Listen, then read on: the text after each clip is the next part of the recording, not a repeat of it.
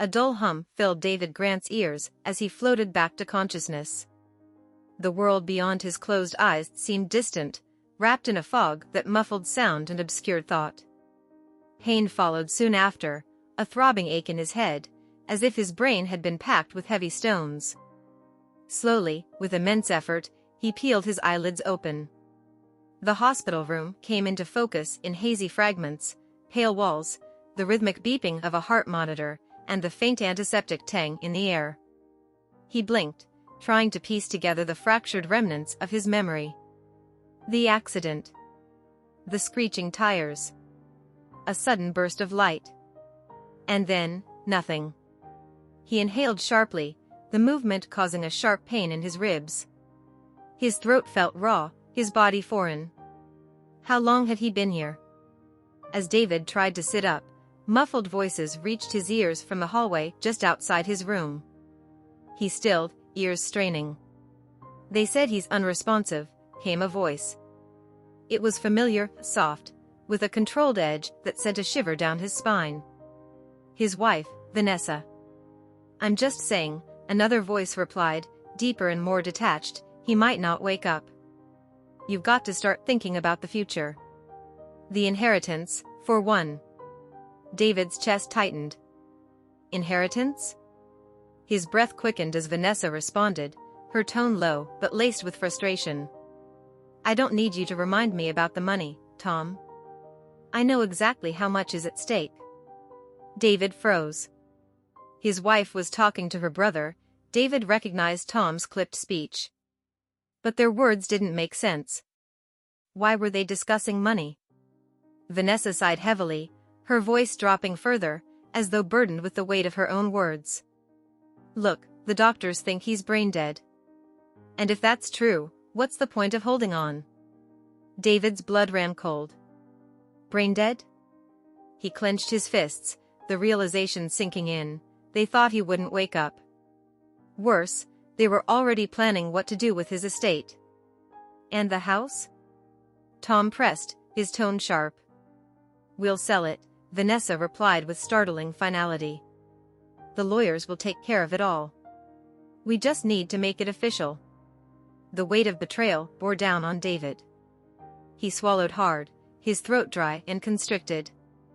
Vanessa wasn't just giving up on him, she was strategizing his absence. Instinct took over. He let his body go limp, sinking back into the bed. His breathing slowed, mimicking the shallow rhythm of a comatose state. He couldn't let them know he was awake. Not yet. The door creaked open, and the sound of footsteps approached his bedside. David resisted the urge to flinch as Vanessa's voice filled the room. "It's strange," she murmured, a practiced sadness in her tone. "He looks like he's just asleep. But he's gone. He's already gone." Fingers brushed against his hand. He fought the urge to recoil. "He wouldn't want me to stay in limbo," she continued softly, as though justifying her actions to herself. "He'd want me to move on." David's heart pounded in his chest. The betrayal was sharper than the physical pain racking his body. This was the woman he'd shared 10 years of his life with, the woman he'd trusted above all others. Now, her words felt like knives slicing through him. Vanessa lingered for a moment longer before her footsteps retreated. The door clicked shut, leaving David alone. He opened his eyes, staring at the ceiling with a burning resolve. They thought he was gone. They thought they could strip away his life, his home, and his legacy without consequence. But they were wrong. David clenched his fists, his mind racing. He couldn't confront them yet. Not until he had a plan. For now, he would stay in the shadows, gathering every piece of information he could. If Vanessa and Tom wanted to play this game, he would make sure they regretted it. He was alive. And he wasn't going to let them take everything from him. David spent the next 3 days trapped in silence, pretending to be a man who didn't exist. It was a test of patience and pain, but one he knew he couldn't fail. Every movement, every murmur outside his door became a thread in a web he was slowly weaving. Vanessa's visits were brief but frequent, always accompanied by carefully curated sorrow. She would sit by his bed, her voice dripping with rehearsed grief as she updated the nurses on his condition. To an outsider, she seemed like a devoted wife, shattered by the loss of her husband. But David knew better. He heard the strain in her voice, the way she slipped seamlessly into conversations with Tom about money, the estate, and lawyers as soon as she thought no one was listening. What stung most was the ease with which she talked about their life together, as if it were a distant memory. By the fourth day, David had learned enough to piece together her plan. Vanessa and Tom were working with a lawyer to declare him legally incapacitated. Once the paperwork was signed, they'd gain control of his assets, his father's house, his retirement savings, and the substantial life insurance policy David had taken out 3 years earlier. Vanessa had played the long game, and it sickened him to think how long she'd been waiting for this opportunity. But there was something else that didn't sit right with him. Tom. David couldn't shake the sense that Vanessa's brother was more than just an opportunistic sibling. The way he spoke, the sharp authority in his tone, it reminded David of a predator circling prey. He wasn't just helping Vanessa, he was orchestrating. That night, as the hospital quieted into its usual stillness, David decided it was time to act. He couldn't wait for the perfect moment, it might never come. The dim glow of the hallway lights cast long shadows under the door as David shifted in his bed. He winced, his muscles stiff from days of inactivity. The nurse would make her rounds soon, giving him only a small window to set his plan in motion. David reached for the 4 in his arm, his fingers trembling as he tugged it free. A sharp sting shot through him, and blood welled at the sight, but he clenched his jaw and pressed on. He swung his legs over the side of the bed, his body protesting the sudden movement. "Just move," he whispered to himself, biting back the groan threatening to escape his lips. His feet hit the cold tile floor, and he staggered to his feet, gripping the bed rail for support. The room tilted violently, and for a moment, he thought he might collapse. But sheer willpower held him upright. The small cabinet beside his bed held the first thing he needed, his phone. It had been tucked away with his personal belongings, still powered down. He switched it on, praying it had enough charge to last the night. By the time Vanessa arrived the next morning, David was ready. He lay perfectly still, his breathing slow and measured. The door opened, and her familiar perfume wafted in, a scent that used to comfort him but now made his stomach churn. "Morning, love," she said softly, the performance already in full swing. David almost smirked. She had no idea the trap he was about to spring. Vanessa settled into the chair beside him, pulling out her phone. She began typing, her attention elsewhere, and David seized the moment. His hand twitched, a deliberate movement meant to be subtle but noticeable. Vanessa gasped, dropping her phone. "David," she whispered, leaning forward. He twitched again, his eyelids fluttering. A small groan escaped his lips, and her face paled. "Nurse," she called, her voice rising in panic. She stood quickly, backing away from the bed. "Nurse, get in here." As the medical team rushed into the room, Vanessa was pushed aside. David kept up the act, his body limp but responsive, his eyes half open as though struggling to adjust to the light. The nurses spoke in hurried tones, checking his vitals and flashing lights into his eyes. "He's waking up," one of them said. David blinked slowly, his gaze locking onto Vanessa. For a moment, their eyes met, and he saw it, the flicker of fear behind her mask of relief. "David," she whispered, forcing a smile. "You're awake." He didn't respond, his face blank. But inside, he was reveling in the crack in her composure. She wasn't ready for this. As the nurses continued their examination, David silently vowed he would play this game until he had everything he needed. Vanessa had underestimated him, but she wouldn't get the chance to do it again. David's recovery became the hospital's most talked-about miracle. The man who was never supposed to wake up had defied all odds, and Vanessa played her role as the devoted wife with chilling ease. She clutched his hand during checkups, fed him spoonfuls of soup he didn't need, and dabbed at her eyes with tissues whenever a nurse entered. David endured it all, keeping his mask firmly in place. The fog of his coma became his shield, a convenient excuse for his slow responses and distant demeanor. He played the part of the grateful but disoriented patient, knowing Vanessa was watching him with a hawk's vigilance. It didn't take long for the cracks in her facade to appear. The first crack came 3 days after his recovery. David was sitting upright in bed, his strength returning faster than expected. Vanessa entered, her smile tight, and set a small bag on the bedside table. "Brought you something," she said, her tone overly cheerful. David looked at the bag, feigning confusion. "What is it?" She hesitated, then pulled out a familiar leather wallet. His wallet. "They found it in your car after the accident. I thought you might want it." David reached for it, his fingers brushing against hers. She flinched, pulling her hand back quickly, and he caught the briefest flicker of guilt in her eyes. He opened the wallet, pretending to inspect it. His credit cards and ID were intact, but something was missing. The small slip of paper he always kept tucked behind his driver's license. A reminder of the account details for his father's estate, a safety precaution he'd never thought he'd need. "Thanks," he said simply, hiding the anger bubbling beneath his calm exterior.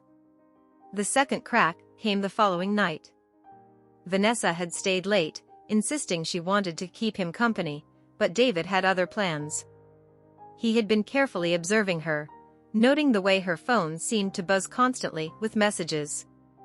He waited until she slipped into the bathroom, then quietly reached for her bag. Time was of the essence. His hands worked quickly, flipping through her planner until he found what he was looking for, a folded document tucked into the back pocket. It was a draft of the legal petition to declare him incapacitated. David's stomach churned as he scanned the pages. Vanessa had listed herself as the primary decision-maker for his estate, with Tom as a secondary beneficiary. They had included a forged doctor's note stating David's chances of recovery were negligible. He barely had time to tuck the papers back into her bag before she returned, oblivious to what he'd uncovered. By the end of the week, David's resolve was steel. He knew the truth now. Vanessa had never expected him to wake up, and Tom had been right there with her, pulling the strings. But they didn't know he had access to his phone again. Late that night, after Vanessa had gone home, David put his plan into motion. He'd already called a private investigator the day before, using the hospital's Wi-Fi to arrange for a meeting. He also began digging into Vanessa's phone records, using an app his friend had recommended months ago, one of those tools he'd never thought he'd need. The results were damning. She had been texting Tom non-stop, as expected. But there was something else, a number he didn't recognize, one she'd been contacting almost daily. A quick search revealed it belonged to a local lawyer's office, the same lawyer handling their petition. David leaned back against his pillows, exhaustion threatening to pull him under. But he refused to rest. The puzzle pieces were coming together, and he wasn't about to stop now. Vanessa returned the next morning, her smile brittle. David watched her carefully as she sat down, the way her hands fidgeted in her lap. "Morning," she said, her voice a little too bright. "How are you feeling today?" "Better," David replied evenly. He met her gaze, letting the silence stretch. "Good," she said after a moment, clearing her throat. That's good." She reached for her bag, but David's voice stopped her. "Vanessa," he said, his tone sharp enough to make her freeze. "I've been thinking about the accident." Her head snapped up, and for the first time, he saw genuine fear in her eyes. "What do you mean?" "I mean I remember more than I let on," he said, his words deliberate. "Like the fact that I was supposed to meet with my estate lawyer the day it happened. Funny timing, don't you think?" Her face paled. She opened her mouth to respond, but no words came out. David leaned forward, his voice dropping to a whisper. You were counting on me staying in that coma, weren't you? You and Tom. You thought you'd get everything. She recoiled as if struck, her eyes darting to the door. David, Save it, he snapped, his patience finally snapping. You're not getting away with this. Vanessa stood abruptly, grabbing her bag. I need to go, she stammered, backing toward the door. David's voice followed her, cold and steady. Run all you want. It won't change what's coming. As the door slammed shut behind her, David let out a long breath. The game was over. Vanessa had revealed herself, and now it was his move. The confrontation with Vanessa set a new fire burning in David. Her fear had confirmed his suspicions. She wasn't just a passive participant in Tom's scheme, she was fully complicit. But David wasn't about to let anger consume him. He needed to think clearly, to strike where it would hurt the most. The next 2 days were a blur of quiet maneuvering. With the help of the private investigator he'd hired, David obtained proof of Vanessa and Tom's plot. Phone records, financial transfers, and a paper trail of shady meetings with their lawyer painted a damning picture. But one piece of evidence stood out above all the rest, a message Vanessa had sent to Tom the night of David's accident. It's done. He'll never wake up. We need to move fast. The implications were staggering. Had they orchestrated the accident? The investigator couldn't prove it yet, but David knew the truth. That text was enough to unravel their house of cards. On the 3rd day, David signed his discharge papers. The hospital staff marveled at his resilience, wishing him luck as he walked, slow but steady, out the front doors. Vanessa wasn't there to greet him, and he was grateful. He had left a note on his bedside table, addressed to her, but she wouldn't find it until it was too late. He made his way to his father's house, the home Vanessa had already begun planning to sell. Stepping inside, he was hit by a wave of emotion, memories of laughter, family dinners, and long conversations with his late father. This was more than just property to him. It was his anchor, the place that reminded him of who he was. David didn't have much time to dwell on nostalgia. He settled in the study, laptop open, documents spread across the desk. He had already contacted his lawyer, ensuring Vanessa and Tom couldn't access his accounts or make any legal moves without his approval. Now, he was preparing the final blow. Vanessa arrived that evening, her face a mask of panic. David, she started, stepping into the study. Her voice trembled, but David could hear the forced sincerity beneath it. Why didn't you tell me you were leaving the hospital? I was worried sick. David leaned back in his chair, his expression unreadable. You weren't worried, he said flatly. You were scrambling. Her eyes widened, and she opened her mouth to protest, but he cut her off. Don't bother denying it, Vanessa. I know everything. The petition, the stolen account details, the messages to Tom. You were counting on me staying in that hospital bed, or worse. Vanessa's face crumpled, her mask slipping. David, it's not what you think. It's exactly what I think, he interrupted, his voice rising. You were ready to declare me dead, and carve up my life like it was a prize. And for what? Money? Power? Was any of this real to you? Tears welled in her eyes, but David refused to be swayed. Did you plan the accident? He demanded, his voice cold. She hesitated, a fraction of a second, but it was enough. David's stomach twisted, but he pressed on. You and Tom will pay for this, he said, his voice steady. I've already sent everything to my lawyer. The texts, the petition, the financial records, it's all there. You're done, Vanessa. Her tears turned to anger, her face twisting in fury. You don't understand, she snapped. Do you have any idea how hard it's been, living in your shadow? Watching you hoard everything your father worked for while I got nothing? David stood, his hands shaking with rage. You think that justifies trying to kill me? Betraying me? I didn't want it to happen this way, she said, her voice breaking. But Tom, he said it was the only way. He convinced me. Stop blaming Tom, David shot back. You made your choice. And now you'll face the consequences. Hours later, Vanessa was gone, escorted from the house by a police officer. David watched from the doorway as the squad car disappeared down the driveway. The investigator had come through with enough evidence to implicate both Vanessa and Tom in a conspiracy to defraud him. Though it would take time to prove whether they had directly caused the accident, their plan to dismantle his life was clear. David closed the door, his shoulders sagging. The battle was over, but the wounds it left behind would take longer to heal. He wandered back into the study, the silence of the house wrapping around him like a heavy blanket. His phone buzzed on the desk, and he picked it up, glancing at the screen. It was a message from his lawyer. The accounts are secure, and the legal proceedings have begun. They won't get away with this. David exhaled slowly, setting the phone down. For the first time in weeks, he felt a glimmer of peace. Later that night, David sat on the back porch, a glass of whiskey in hand. The stars overhead seemed brighter than he remembered, their light piercing the darkness. He thought of his father, of the values he'd instilled in him: strength, integrity, and resilience.